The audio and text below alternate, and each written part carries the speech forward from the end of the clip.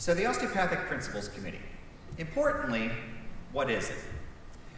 Well, we've been asked to develop a set of common requirements, and that's a key word, a word that I know many of you asked about in the public comment period. Common requirements for osteopathic recognition in this new system.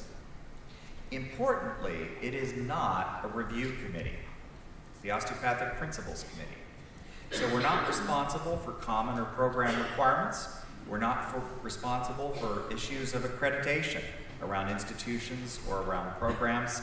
And most interestingly, the bottom bullet, we're not limited to a single specialty in terms of our oversight. We're able to work across specialties, which puts us in a very unique category in the organization.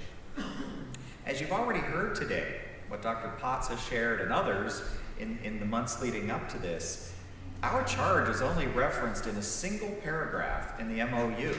And to be honest, I think the language is very generic.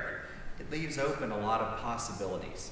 And from our standpoint, I hope the opportunity for innovation.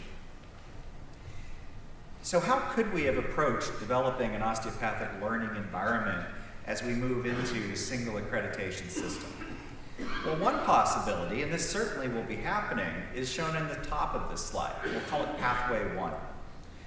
As you've already learned, and we've known for a long time, members of our organizations will be appointed to the respective review committees, internal medicine, anesthesiology, and so forth.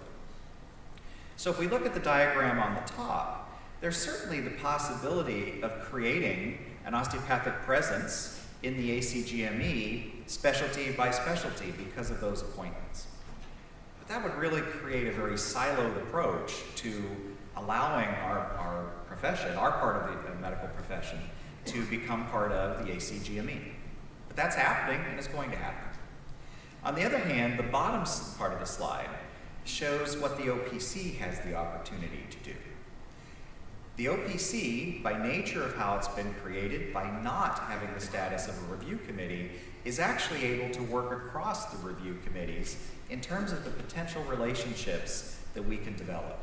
So it really allows for a systematic approach for creating an osteopathic presence in the ACGME. We also hope, as we begin to learn more and grow as a committee, that we'll be able to extract information back from those review committees.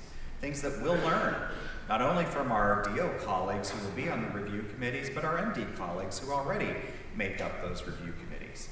And that knowledge will help us to be that much better as we continue to grow and continue to develop in terms of osteopathic recognition.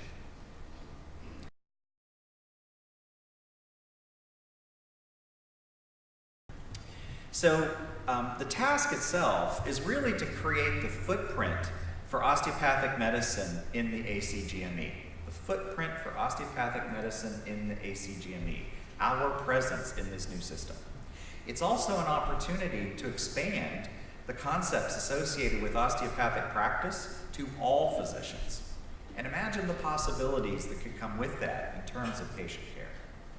And finally, I think our task is to create possibilities for the future.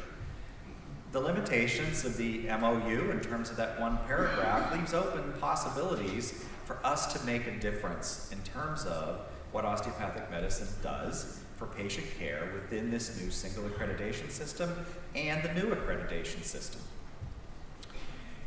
A couple of years ago, John Carnegie stood in front of this group as a keynote speaker, and he talked to us about adaptive innovation from his book called Design to Adapt. And one of the things I've heard again and again from John and I've used in many settings has been this idea, what got us here won't get us there. So as we move into this environment, this is an opportunity for us to adapt, to make changes, to improve upon what we've been doing, and to make a difference in healthcare.